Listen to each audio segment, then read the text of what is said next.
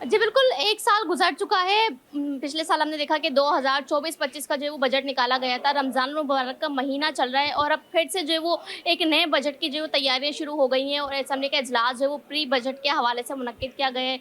इस पर हमारे साथ बात करने के लिए रुकने सूबाई असेंबली फयाज़ भट्ट मौजूद हैं, इनसे बात करेंगे और जानेंगे। बताइएगा, महँगाई झूम की तू है और मनसूबों पे हम देखा कि काम हो रहा है। जो आपका हल्का है दादू, वहाँ पर बजट के हवाले से क्या कहेंगे? तो हालात बहुत ख़राब थे। 2000 जब हम इलेक्शन में आए, जो लास्ट बजट पेश थी उसमें हमें तरक्याती कामों के लिए कुछ नहीं मिला था क्योंकि पैसे नहीं थे। इस दफ़ा हमें उम्मीद है अपने चेयरमैन से, अपने सीएम से, और मेरे हल्के में ज़रूरत भी है काम करने की। पब्लिक हेल्थ के काम के हों, रोड्स के हों, हॉस्पिटल्स के हों, इंफ्रास्ट्रक्चर के हों, सब चीज़ें चाहिए और हर एमपी को चाहिए। हम कोशिश करेंगे हम साईं शाह से और चेयरमैन से ही करवाएं हम। यानी इंफ्रास्ट्रक्चर का जो काम है वो आपके हल्के में काफ़ी हद तक ज़रूरत है, बहुत ज़रूरत है, बहुत और ज़रूरत तालीम का अगर देखा जाए? है। स्कूल की मैं बताया ना, स्कूल फ्लड आया था 2022 का। आपको पता है दादू हमारा सारा तबाह है, उसमें बेड के इंचा वर्स्ट हैं जो हमारे तबाह हो गए। सो ज़रूरत है स्कूल बनाने की भी वहाँ। स्कूल और हॉस्पिटल जो हमारे कच्चा के हैं, पक्का के हैं, कच्चे रह गए हैं, वो हमें ज़रूरत है बनाने की। और इंशाल्लाह हमें उम्मीद है अपनी पार्टी में, उम्मीद है अपने चेयरमैन से, उम्मीद है अपने सीएम से, हमें देंगे वो। तौर पे जो हमारे साथ जो रुकन सुबह असेंबली फैज़ बट मौजूद थे, इनका कहना है कि पिछले साल जो है वो बजट में कोई ऐसी जो है वो हमें इस तरीके से बजट में रिलीफ नहीं मिल सका था कि कामों को मुकम्मल किया जाए, लेकिन इस साल प्री बजट में कोशिश करेंगे कि अपने तमाम मसाइल सामने रख सकें और दादू के हल्के के जो है वो मसाइलों को हल किया जाए। जी। कोरंगी 1.5 नंबर के करीब बड़ी डकैती की वारदात। मुसल्लह मुल्ज़िमान ने गाड़ी पर अंधाधुंध फायरिंग की और 25 लाख रुपए लूट कर फरार हो गए। फायरिंग से गाड़ी में मौजूद सिक्योरिटी गार्ड इमरान जख्मी हो गया। मज़ीद जानेंगे सलमान सलीम से, बताइएगा। इस वक्त हम अवामी कॉलोनी थाने के बाहर मौजूद हैं और अब से कुछ देर कबल एक डकैती की बड़ी वारदात हुई जो कि कोरंगी 1.5 नंबर पे हुई। असद होटल के करीब नामालूम मुसल्लम मुल्ज़िमान की जानिब से गाड़ी के ऊपर फायरिंग की गई और जिसके नतीजे में इमरान नामी सिक्योरिटी गार्ड जख्मी हुआ। ताहम गाड़ी के अंदर 25 लाख रुपए मौजूद थे जो कि मुल्ज़िमान लेकर लूट कर फ़रार हो गए। इस वक्त गाड़ी जो है वो कोरंगी अवामी थाने मुंतकिल कर दी गई है और क्राइम सीन यूनिट जो है वो इस वक्त यहाँ पे गाड़ी को चेक कर रहा है, तमाम शवाहिद इकट्ठे कर रहा है। तमाम जो जाए वक़्फ़ा है वहाँ से तमाम शवाहिद इकट्ठे कर लिए गए हैं। गाड़ी के अंदर से जो गोलियों के सिक्के हैं वो जो है वो लिए जा रहे हैं। मेरे कैमरामैन कयूम शेख आपको दिखा सकते हैं कि ये गोलियों के निशानात मौजूद हैं। अंधाधुंध फायरिंग की गई है जिसके नतीजे में सिक्योरिटी गार्ड इमरान जो है वो शदीद ज़ख्मी है, जिसको जिला अस्पताल मुंतकिल किया गया है जहाँ पे उसका इलाज जारी है। ताहम इस हवाले से SHO अवामी कॉलोनी मोहम्मद अली से हमारी बात हुई है। उनका ये कहना है कि ये जो है वो शहरी 25 लाख रुपए की रकम लेकर घर से आ रहे थे। ताहम खुफिया इतला के ऊपर जो है वो मुल्ज़िमान आए और मुल्ज़िमान की जानिब से इनके ऊपर पहले फायरिंग की गई, उसके बाद गाड़ी के अंदर जो रकम मौजूद थी वो लूटी गई और मुल्ज़िमान जो है वो फ़रार होने में कामयाब हुए। मुल्ज़िमान की तादाद के बारे में अगर हम बात करें तो 3 से 4 की तादाद जो है वो बताई जा रही है जो मुल्ज़िमान की तादाद है।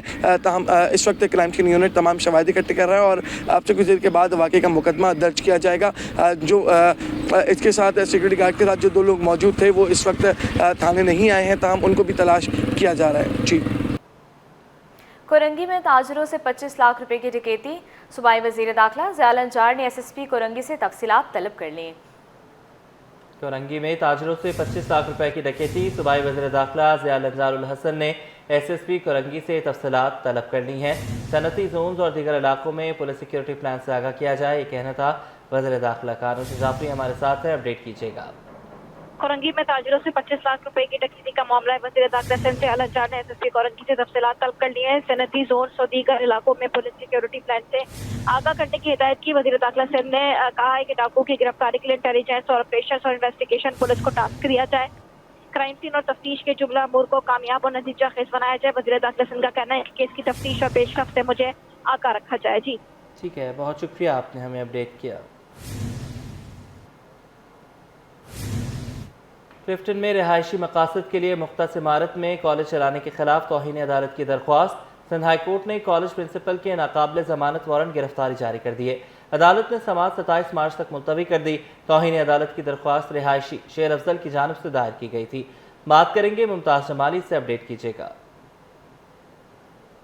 देखें क्लिफ्टन में रिहायशी इमारत पर कॉलेज चलाने के खिलाफ तौहीन अदालत की दरख्वास्त पर समाअत हुई है। अदालत ने स्कूल के प्रिंसिपल के नाकाबिले ज़मानत गिरफ्तारी वारंट जारी कर दी हैं। अदालत ने 27 मार्च को जो है प्रिंसिपल को पेश होने का हुक्म दे दिया है। इसमें दरख्वास्त गुजार शहरी शेर अफजल का कहना है कि अदालत ने जो है रिहायशी इलाके में जो रिहायशी इमारत में कॉलेज चलाने के खिलाफ हुक्म दिया था, लेकिन अदालती अहकाम पर अमल दरामद नहीं किया जा रहा। लिहाजा शहरी ने फिर तौहीन अदालत की दरख्वास्त दायर की है, जिस पर आज अदालत ने जो है नाकाबिल ज़मानत गिरफ्तारी वारंट जो है वो जारी कर दी हैं। वकील दरख्वास्त गुजार का ये भी कहना था कि अदालत ने इमारत में तदरीसी जो सरगर्मियाँ हैं बंद करने के अहकाम दिए थे, लेकिन ताहाल अदालती अहकाम पर अमल दरामद नहीं हुआ।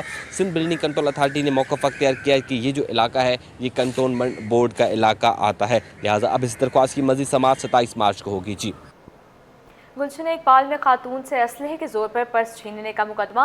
एडिशनल डिस्ट्रिक्ट एंड सेशन जज शर्की की अदालत ने फैसला सुना दिया। मुलजिम फरहान को मजमूई तौर पर 14 साल कैद की सज़ा सुनाई गई। 7 साल डकैती पर और 7 साल गैर कानूनी असलहे पर सज़ा सुनाई गई। मज़ीद तफसीलात बताएंगे जवाद आसिफ। जी बिल्कुल, देखें असलहे के ज़ोर पर ख़ातून से पर्स छीनने का मुकदमा है। एडिशनल डिस्ट्रिक्ट एंड सेशन जज शर्की शाहिद अली मेमन ने मुलजिम फरहान को मजमूई तौर पर 14 साल कैद की सज़ा सुना दी है। 7 साल डकैती पर जबकि 7 साल गैर कानूनी असलहे पर सज़ा सुनाई गई है। अदालत ने मुलजिम पर 20,000 रुपये जुर्माना भी आयद कर दिया है।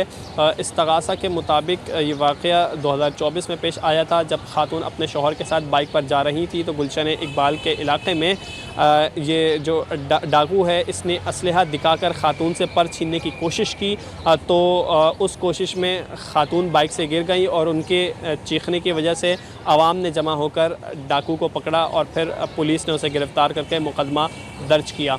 जज शाहिद अली मेमन अपने फ़ैसले में तहरीर करते हैं कि इस्तगासा कामयाबी से मुलजिम के ख़िलाफ़ केस साबित करने में कामयाब रही है। उन्होंने मुनासिब गवाहान पेश किए हैं, जबकि उन्होंने अपने फ़ैसले में ये भी तहरीर किया कि शहर कायद में आजकल स्ट्रीट क्राइम्स में इजाफ़ा हो चुका है और मामूली से तज़ादात की बुनियाद पर इन मुलजिमान को बरी नहीं किया जा सकता। मुलजिम के ख़िलाफ़ थाना शारा फैसल में ये मुकदमा दर्ज किया गया था। जी सिंध हाई कोर्ट ने इंफॉर्मेशन ऑफिसर मुनीर जलवानी की दरख्वास्त ज़मानत का तहरीरी फैसला जारी कर दिया। अदालत ने रिमार्क्स दिए केस में मुद्दई मुकदमा की बदनीयती नज़र नहीं आ रही, मुलजिम मुनीर जलवानी को ज़मानत नहीं दी जा सकती। बात करेंगे मुमताज़ जमाली से, अपडेट कीजिएगा।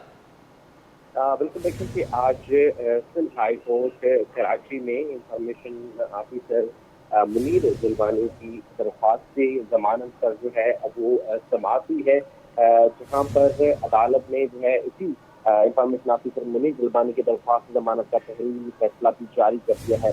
अदालत ने तहरीरी फैसले में कहा है कि मुलजिम को उबूल ज़मानत उस सूरत में दी जाती है जब मुद्दई मुकदमा या पुलिस की बदनीयती नजर आए, लेकिन इस केस में मुद्दई मुकदमा की बदनीयती नजर नहीं आई, जिससे जाहिर हो कि मुलजिम को गलत फंसाया जा रहा हो। अदालत ने ये भी अपने तहरीरी फैसले में रिमार्क किया कि लिहाजा मुलजिम मुनीर जलवानी को जमानत नहीं दी जा सकती, मुनीर जलवानी की दरख्वास्त की जमानत की जाती है। अदालती फैसले के मुताबिक मुनीर जलवानी को 20 दिसंबर 2024 को दी गई उबूल जमानत मंसूख की जाती है।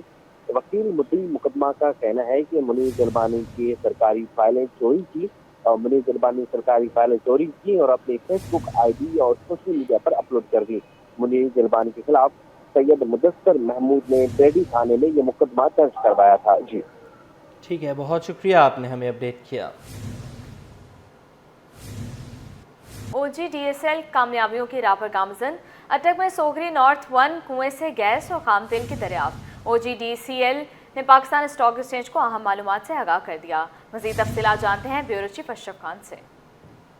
जी, यहाँ पे देखा जाए OGDCL ने पाकिस्तान स्टॉक एक्सचेंज को अहम मालूमात से आगाह किया, जिसमें बताया गया है कि तेल और गैस के नए ज़खायर में कामयाबी मिली है। सुबह पंजाब के जिला अटक में सोगरी नॉर्थ 1 कुएं से जो है गैस और खाम तेल की दरियाफ्त हुई है और क्या है OGDCL ने पाकिस्तान स्टॉक एक्सचेंज को जो आगाह किया उसमें बताया गया है कि इसके खुदाई का काम जो 21 मई 2024 को शुरू हुआ था। 4,942 मीटर खुदाई के बाद नई दरियाफ्त हासिल हुई है और कुएं से जो है 13.95 mm CFD जो है योमिया गैस मिल रही है। 430 बैरल योमिया खाम तेल की पैदावार हासिल हुई है। नई दरियाफ्त शुदा गैस और खाम तेल OGDCL के ज़खायर में इजाफे का सबब बनेगी और ये जो सोगरी एक्सप्लोजन लाइसेंस में OGDCL का वर्किंग इंटरेस्ट जो 100% है। जी ठीक है, बहुत शुक्रिया, आपने हमें अपडेट किया।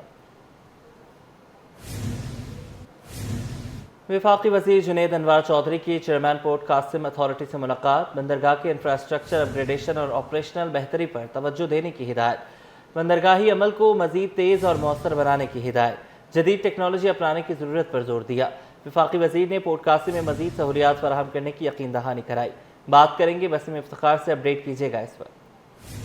जी बिल्कुल, वफाकी वज़ीर बहरी उमूर जुनैद अनवार चौधरी की चेयरमैन पोर्ट कासिम में एडमिरल रिटायर्ड मौजम इलियास से मुलाकात हुई है। जुनैद अनवार चौधरी की पोर्ट कासिम की कारकर्दगी को बेहतर बनाने पर जोर दिया गया है। जुनैद अनवार चौधरी की जानिब से पोर्ट कासिम की कारकर्दगी को न सिर्फ बेहतर बनाने का जोर दिया गया बल्कि पोर्ट कासिम की तरक्की और दरपेश मसाइल पर तफसीली तबादला ख्याल भी किया गया। इसके साथ साथ इंफ्रास्ट्रक्चर अपग्रेडेशन और ऑपरेशनल बेहतरी पर तवज्जो देने की भी हिदायत की गई।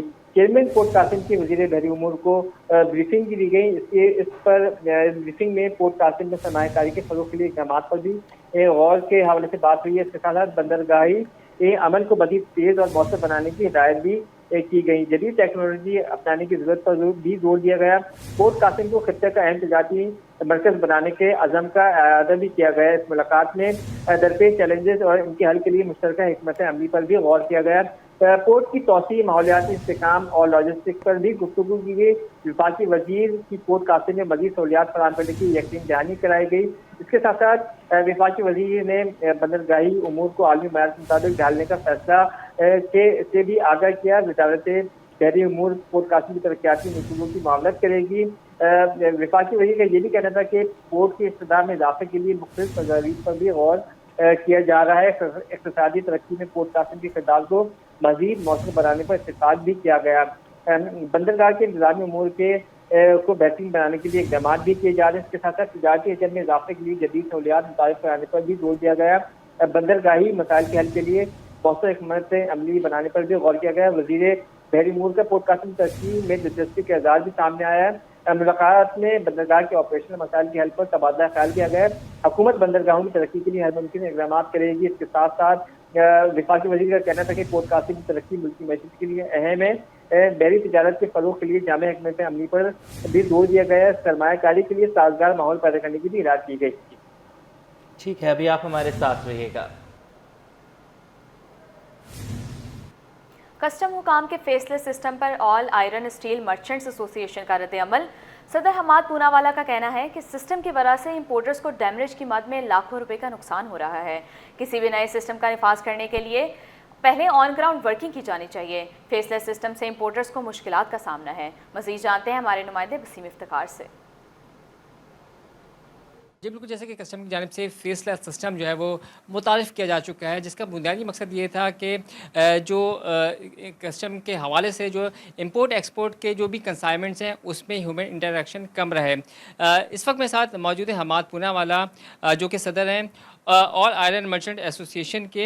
इनसे जानते हैं कि आप ये बताएं कि फेसलेस सिस्टम में किस किस्म की मुश्किलात का सामना करना पड़ रहा है और क्या तजवीज़ करना चाहेंगे, और अगर जो मुश्किलात पेश आ रही है तो उसकी वजह से आपका कारोबार किस हद तक मुतासर है। देखिए, सबसे पहले तो मैं आपको ये बता दूं कि फेसलेस जो निज़ाम है उससे हमें कोई दुश्वारी नहीं है। हम उसको हमने जब ये फेसलेस निज़ाम जब आया तो इसको हमने वेलकम किया, लेकिन इसमें दुश्वारियाँ जो आ रही हैं वो आ रही हैं कि जो हर्डल्स आ रही हैं और हमारी जीडियाँ क्लियर होते होते कोई 7 से 8 दिन लग रहे हैं। और जो प्रिंसिपल जो इनके जो अप्रेजर्स होते हैं वो उनकी तादाद काफ़ी कम है, जिसके ऊपर हमने काफ़ी दफ़ा लेटर्स भी दिए हैं और उनसे रिक्वेस्ट भी की कि इसको बढ़ाया जाए ताकि जो हर्डल्स हैं वो कम हो और जल्द से जल्द जो है वो हमारी जीडियाँ क्लियर हो, ताकि इंपोर्टर्स को जो भारी नुकसान डैमेज और डिटेंशन की सूरत में करना पड़ता है वो ना करना पड़े। तो इसके लिए जो है मैं रिक्वेस्ट करूँगा कि आपके मीडिया की तवज्जो से और दूसरी जगहों से कि इसको फौरी तौर पर इसको हल कराया जाए। आपको पता है कि हमारा टोटल सिस्टम जो है वो इम्पोर्ट बेस्ड है और लोहा जो है, क्योंकि आपको पता है कि लोकल मैन्युफैक्चर होता नहीं है तो टोटल इम्पोर्ट होता है, तो इसके ऊपर डिलेज होने की वजह से इंडस्ट्रीज़ को देर से खाम माल पहुंचता है और काफ़ी दुश्वारियाँ होती हैं, लोगों को काफ़ी लॉसेस को फेस करना पड़ता है। मुझे बताएगा कि प्रिंसिपल जो अप्रेजर हैं उनकी तादाद कितनी होनी चाहिए, आप क्या डिमांड कर रहे हैं? देखिए, जो हमारे पास ज़राए हैं, हमारे पास इतलात है, उसके हिसाब से मेरा ख्याल है 2 या 3 प्रिंसिपल अप्रेजर है जो इन्होंने बीच में बढ़ाए भी दिए थे, लेकिन अब इनको चाहिए कि एटलीस्ट इसको इतने बढ़ा दें कि जिस तरह से इंपोर्ट हो रही है। मैं फिर कहूँगा कि हमारा इंपोर्ट बेस मुल्क है, तो इंपोर्ट हमारी जो है वो बढ़ती जा रही है, कम तो हो नहीं रही है। तो जितनी इनकी ज़रूरत ज़रूरत है उतनी करें। कम से कम जो हर्डल्स आ रही है, स्पेशली जो हमारे स्टील के सेक्टर को जो हर्डल्स आ रही है, मुझे नहीं पता दूसरे सेक्टर्स में भी क्या प्रॉब्लम्स आ रही हैं। बिल्कुल, ये थे हमाद पूनावाला, जिनका बुनियादी मुतालबा यह है कि फेसलेस सिस्टम तो अच्छा सिस्टम है, लेकिन इसमें जो प्रिंसिपल अप्रेजर है ना सिर्फ उनकी तादाद को बढ़ाया जाए, बल्कि इसके साथ साथ जीडीज़ जो देर से क्लियर हो रही हैं उसको भी जो है फौरी तौर पर क्लियर किया जाए, ताकि इनको डैमेजेस और डिटेंशन के जो जुर्माने हैं वो बर्दाश्त ना करना पड़े। इसकी वजह से इनको शदीद मुश्किलात का सामना करना पड़ता है। इनका ये कहना है कि इस अमल की वजह से, जो कि प्रिंसिपल अप्रेजर के तादाद कम होने की वजह से, उसके साथ साथ जीडीज़ जो है वो देर ताख़ीर से जो क्लियर होती हैं, उसकी वजह से जो कंसर्न जो इनके ख़रीदार हैं उनको माल देर से पहुँचता है, जिसकी वजह से इनको शदीद मुश्किलात का सामना करना पड़ता है। शहर कायद में होलसेल मार्केट में चीनी 2 रुपये सस्ती, रिटेल की सतह पर चीनी की कीमतों में कमी नहीं आई। बात करेंगे वसीम इफ्तिखार से, अपडेट कीजिएगा। आज बिल्कुल जिस तरीके से हुकूमत की जानिब से चीनी की कीमतों को इस्तेकाम देने के लिए क्रैकडाउन का फैसला जो कि सामने आया था, खबरें सामने आई थी, तो इसका असर ये हुआ है कि होलसेल की सतह पर चीनी जो कि हफ्ते के रोज तक 164 रुपए किलो तक पर फरोख्त हुई थी, वो अब 2 रुपए कमी थे 162 रुपए किलो पर आ गई है। इसके साथ साथ फॉरवर्ड सौदों की बात की जाए तो जराए का बताना यह है कि चीनी जहाँ होलसेल में 2 रुपए सस्ती होकर 164 से 162 रुपए किलो पर आ गई, तो वहीं पे फॉरवर्ड सौदों में जो कि बुकिंग कराए गए होते हैं उसमें भी जो है वो 10 रुपए कमी वाक़ई हुई है, और फॉरवर्ड सौदे जो है वो सिर्फ 10 रुपए सस्ते होकर यानी कि टी किलो पर वो 155 रुपए पे आ गए। लेकिन अगर रिटेल की सतह पर बात करें तो रिटेल की सतह पर चीनी ताहाल सस्ती नहीं हो सकी है, और रिटेल की सतह पर चीनी 170, 175 और कहीं पे से ज़ायद पे फरोख्त की जा रही है। जी ठीक है, बहुत शुक्रिया, आपने हमें अपडेट किया। सिलेबस को मुख्तसर करने का हुकूमती फैसला, सरकारी कॉलेजेस के उस्ताज़ा ने फैसले को नामुनासिब करार दे दिया। कहते हैं सिलेबस कम किए जाने से परेशानी है, निसाब मुकम्मल कराने की जिम्मेदारी उस्ताज़ा की होती है। मज़ीद तफसीलात जानते हैं हमारे नुमाइंदे सैयद ज़ुबैर राशिद से। जी बिल्कुल, देखिए इस वक्त मैं मौजूद हूँ खातून पाकिस्तान कॉलेज में, और इस वक्त हम असातिज़ा कराम जो है वो हमारे साथ हैं, इनसे आपकी बात कराते हैं। मुझे बताइए, इम्तिहानात सर पर हैं, काफ़ी कॉलेजेस ऐसे हैं जहाँ पर बच्चों की पढ़ाई जो है वो मुकम्मल नहीं हुई है। हमारा जो है सिलेबस कंप्लीट हो चुका है, और बहुत सारे कॉलेजेस में, बल्कि तमाम ही कॉलेजेस में प्रीलियम हो रहे हैं इस वक्त। तो वो प्रीलियम सोए हुए बच्चे तो नहीं दे सकते, वो जागते हुए बच्चे ही दे रहे हैं, और वो अपना जो है सिलेबस कंप्लीट कर चुके हैं। हाँ, अलबत्ता वो बच्चे जो नहीं आते कॉलेजेस, तो उनके लिए तो मैं यही कहना चाहूँगी कि सबसे पहले उनका चेक एंड बैलेंस घर से होना चाहिए। आप लोग क्या कहेंगे, जो 5 ईयर है, 10 ईयर का जो इस्तेमाल किया जाता है, बच्चों के लिए कितना मुफीद साबित हो सकेगा? देखें, 5 ईयर और 10 ईयर जो है वो टोटली कोचिंग के लिए जो है वो पार्टिकुलर है। वाइल जब आप कॉलेज की जब भी बात करते हैं तो कॉलेज एक कॉम्प्रिहेंसिव और कंप्लीट स्टडीज़ दे रहा होता है, कॉन्सेप्चुअल बेस बना रहा होता है, और वहाँ पर जो भी रेगुलर बच्चे हमारे पास हैं, और मोस्ट ऑफ द जो है वो स्टूडेंट्स रेगुलर हैं, और वो रेगुलर बच्चे बहुत अच्छे और सक्सेसफुली एग्ज़ाम्स में, और उनके प्रीलियम के रिज़ल्ट हमारे पास 100% आ रहे होते हैं। और जो बच्चे रेगुलर हैं उनका रिज़ल्ट अच्छा होगा, लेकिन जो बच्चे क्लासेस में मौजूद नहीं होते, छुट्टियाँ करते हैं, तो उनका रिज़ल्ट जो है वो यकीनन ख़राब भी आ सकता है। सिलेबस रिड्यूस कर दिया गया, आप असातिज़ा हैं, बच्चों के अंदर कितनी तशवीश की लहर पाई जाती है? रिड्यूस सिलेबस में शायद बच्चों के अंदर तो फ़िलहाल तशवीश की लहर ना हो, क्योंकि उनको ये अंदाज़ा नहीं है कि उनके साथ ज़्यादती क्या हुई है। बहरहाल एक उस्ताद की हैसियत से हमें बखूबी अंदाज़ा है कि बच्चों के साथ क्या ज़्यादती की गई है। अगर आप बात करें मुझसे तो मैं अंग्रेज़ी की उस्ताद हूँ। कुछ ऐसी चीज़ें रिड्यूस कर दी गई जो बच्चों को आगे पूरी ज़िंदगी काम आनी है, राइटिंग के लिए, कॉम्पोजिशन के लिए, जो चीज़ें रिड्यूस कर दी गई। आप ये बताइए, वो बच्चा यहाँ पे मिस कर रहा है, यूनिवर्सिटी में कोई नहीं सिखाता।